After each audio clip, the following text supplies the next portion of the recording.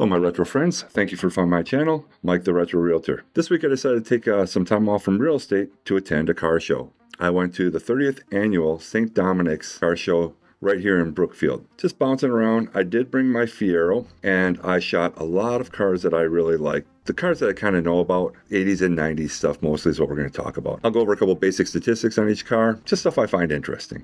Hope you enjoy the video. This is a 1976 Cadillac Eldorado convertible. This is a front-wheel drive with a 500 cubic inch engine matted to a 3-speed automatic. Growing up in the 80s, everyone watched Dukes of Hazzard, and if this thing was white, everyone would be thinking this is a Boss Hog special. Very cool American luxury cruiser. Not great on speed, definitely not great on gas. This is when style mattered above everything else. Beautiful car. We're looking at a 1996 Chevy Impala. This is one of those cars that they tried to make a muscle car back in the 90s. This is a 1990s muscle car with a 260 horsepower V8, about 320 foot-pounds of torque, coming out as 5.7 liter Chevy V8. Great rumble and a bit of luxury. 1996 is the one you want because the transmission is center mounted. This is a 1990 Lincoln Mark 7, more of a muscular car than the previous Mark 6. This car has a 5-liter V8 matted to a 4-speed automatic. Rear-wheel drive, probably about 210, 220 horsepower. Very good for 1990. It's a lot tighter car than the previous Mark 6. This 1981 El Camino was one of the last years they made the El Camino. It had a strong run going back to the late 50s. This one has a Chevy 350 powering it, matted to a 3-speed automatic, rear-wheel drive.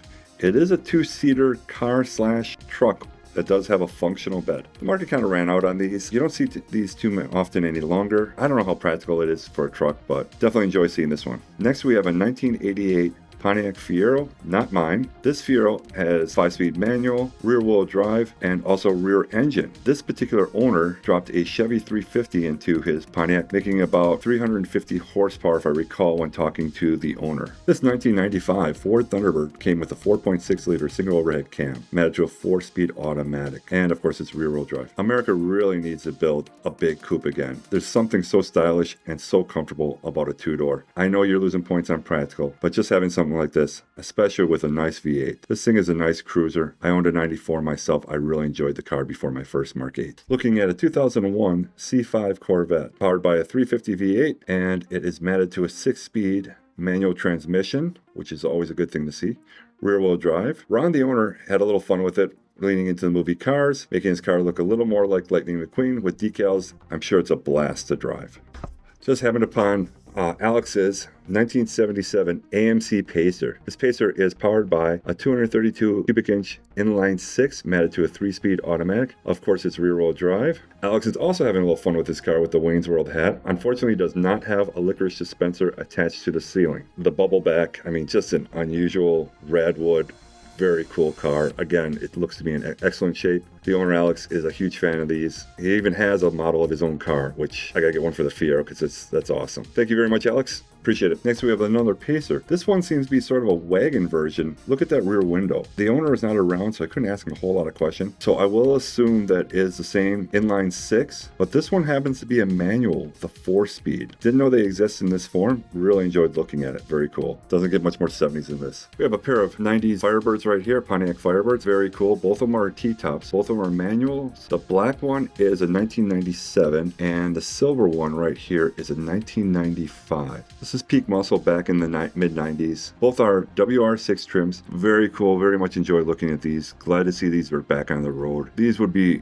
extremely fun cars to drive even today. Big kudos to the owners of these guys for keeping them afloat. I love seeing stuff like this. 1996 Cadillac Fleetwood. This is the last of the big boat American luxury cars that Cadillac made. This is also the only rear-wheel drive car that Cadillac made during the 90s. Correct me if I'm wrong, but I can't think of anything. This car is powered by the same LT1 that the Impala has, the Buick Roadmaster, and Corvette, slightly detuned. This is a beast of a car. This is American luxury. It just sailed down the road. The owner, Dan, was very proud to show me his car, and I don't blame him. This thing is gorgeous. This is a very pretty blue Fox body Mustang Cobra. I'm not much of an expert on Mustangs. I'm guessing this is early 90s, just seeing one airbag. But I would imagine as a 5-liter V8 matted to the 5-speed manual and rear-wheel drive. This thing was just a fun car. This is pony car, muscle car of the 90s. Another excellent example of one. I really wish the owner was around to talk to on this one. This little Mercury Capri. You never see Mercury Capris anymore. They went toe-to-toe against the Miata and lost badly. This is a front-wheel drive, 4-cylinder powered. Looks like this one has a manual. But this was a fun little car. Didn't sell too well. They made it from about 1990 to 94. If you know anything about these, correct me please. This is a removable hardtop. Very fun little car. But again, it's front drive versus the Miata, which was just a dynamo and did so well back then. Next we have a Jeep Cherokee owned by George. I will be doing a short on his Comanche, which I'll be featuring next. But this Cherokee happens to have a 4-liter inline 6 matted to a 4-speed automatic, and this is all-wheel drive. You used to see these everywhere in the 90s, and you still see this one bouncing around in Brookfield. You see a couple of them. This is a very basic, cool 4x4.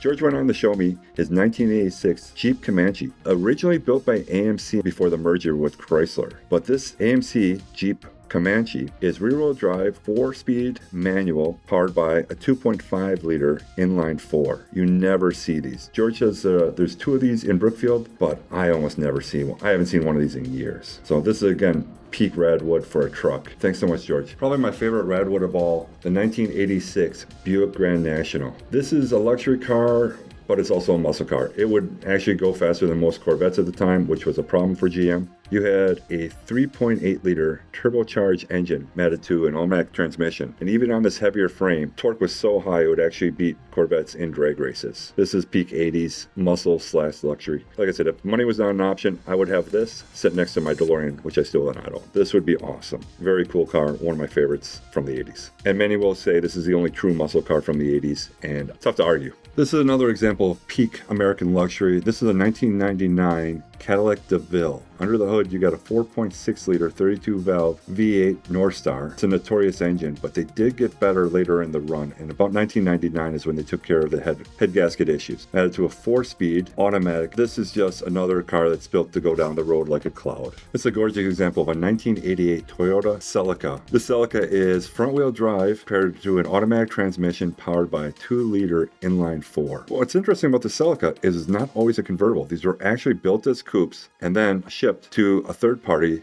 In this case, it's ASC, American Sunroof Corporation, to be converted into a convertible. But this is another cool little car that you never see anymore. Very nice little convertible from Toyota. And of course, it's got pop-up headlights. Always a fan of those. Those are the cars that I really enjoyed taking a look at. Really enjoy these Radwood cars. Obviously, there's a lot of other stuff here at this show. This was a big show, about 300 cars. Until next time, keep it retro, my friends. Hey guys, thanks for watching. If you like my video, please like and subscribe to keep up with the newest videos. And as always, keep it retro, my friends.